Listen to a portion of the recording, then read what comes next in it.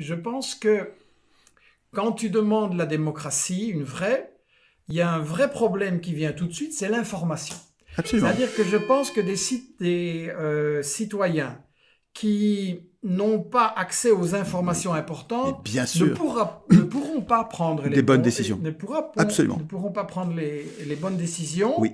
C'est pour ça que, je ne veux pas entrer dans la discussion, mais c'est pour ça que l'idée d'un tirage au sort me fait un peu peur, parce que moi, je pense qu'on a besoin d'un processus plus actif, c'est-à-dire de gens qui s'informent, qui réfléchissent, qui discutent, qui contrôlent, qui échangent. Et je voudrais donner 2-3 exemples récents qui me semblent intéressants.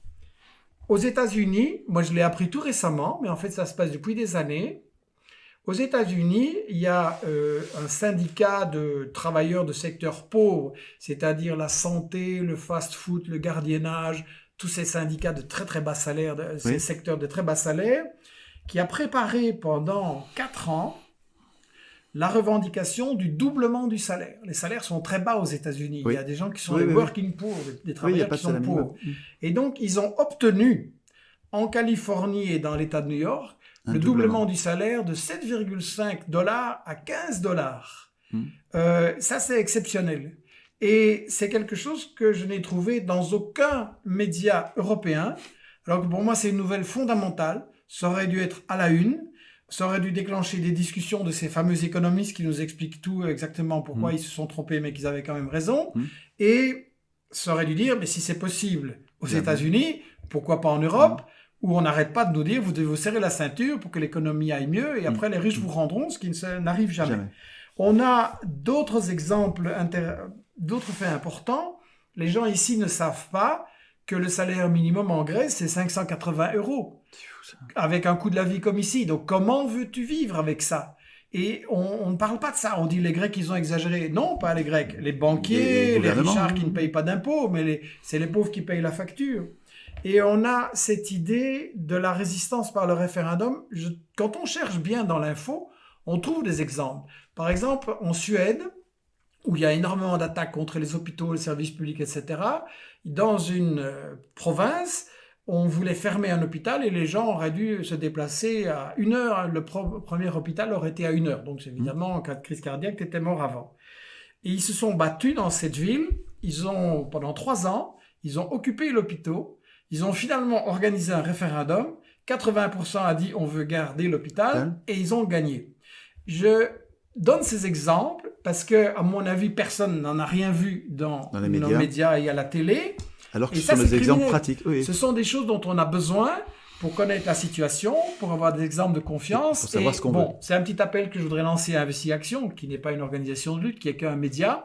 On a besoin que des gens nous envoient aussi des nouvelles comme ça, aussi des bonnes nouvelles et des cas de résistance, parce que je pense que, et c'est un peu la conclusion que je crois qu'on va prendre avant de te donner la parole en dernier, je crois que la démocratie est non souhaitée, parce qu'évidemment, s'il y a la démocratie, la majorité des gens vont être pour la justice sociale et pour le partage équitable des richesses, et c'est ça qui fout la trouille.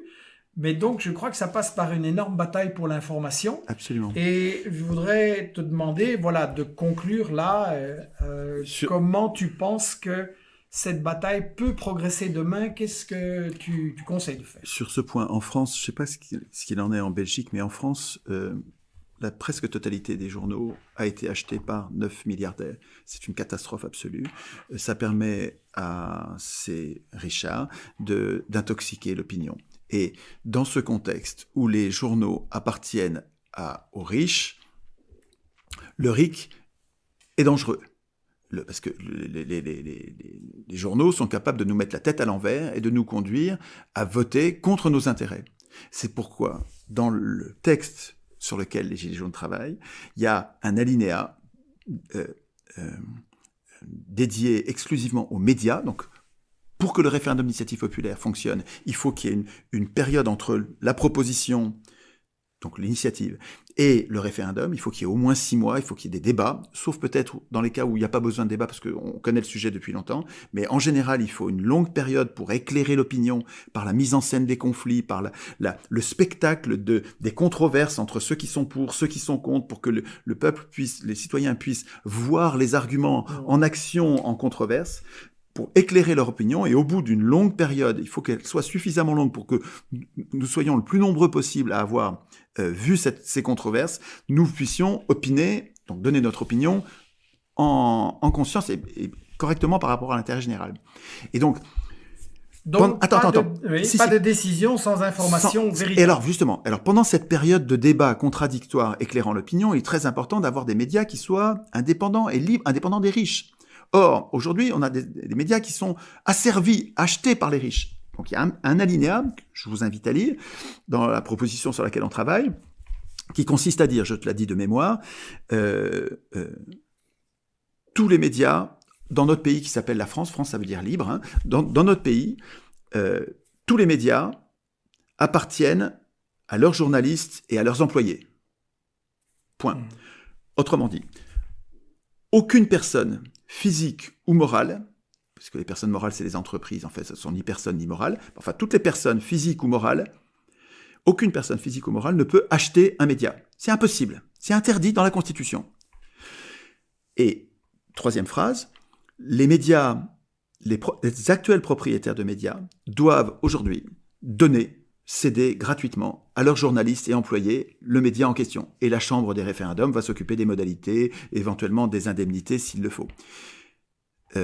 C'est essentiel qu'en même temps que nous instituions notre puissance politique, nous instituions aussi la qualité de l'information. Quand je dis les médias, il y a entre parenthèses, qu'est-ce que c'est les médias? C'est les journaux, les télés, les radios, ok. Mais c'est aussi les instituts de sondage, les agences de presse, les agences de presse et les instituts statistiques. C'est-à-dire tout ce qui produit l'information qui va nous permettre d'avoir une opinion éclairée. Donc, et ça, il faut l'écrire. Et c'est pas long, ça prend 4 lignes. Hein, et il faut y réfléchir. Peut-être que Schwartz a exagéré, on va peut-être l'amender, le modifier, d'accord. Mais c'est un chantier. Il suffit pas de dire, nous voulons être à l'initiative des lois qui nous semblent importantes, et nous voulons les voter nous-mêmes, c'est déjà essentiel. Nous voulons instituer tout ça nous-mêmes, c'est déjà essentiel. Mais là-dedans, il faut absolument inclure une règle, un nettoyage des écuries d'Augias en matière de médias. Il y a aucune raison de laisser à des richards la possibilité d'acheter les médias. Rien. C'est totalement contraire à l'intérêt général, c'est contraire au bien commun. Il n'y a pas de raison. Il y aurait une autre façon de protéger les journalistes, c'est de les protéger comme nous protégeons nos juges. Nos juges, tu sais que nos juges sont payés, c'est nous, les citoyens, qui payons les juges. Nous avons besoin de juges indépendants. C'est le même problème, médias et juges. Nous avons besoin de juges indépendants. Et nous ne voulons pas que ce soit les riches qui payent les juges. Donc nous les payons, nous, pour qu'ils ne soient pas achetés par les riches. Et on les paye, on les forme, il y a l'école, et on les protège contre les influences de l'État. L'exécutif, le législatif ne peuvent en aucun cas aller mettre leur nez dans les décisions qui sont prises par les juges. C'est pareil pour les journalistes. Nous devrions protéger nos journalistes comme nous protégeons nos juges. C'est une autre façon d'en faire un service public avec une indépendance, avec une possibilité de diversité d'opinion qui serait protégée par l'État. Voilà, je pense, une proposition révolutionnaire qui il ne tient qu'à nous d'écrire. Qui nous ouvrira, à mon avis, un autre débat sur l'information qu'on pourra tenir, qui ne fera pas que des amis dans le monde des médias, mais bon, ça... Mais les journalistes devraient être très intéressés par ça.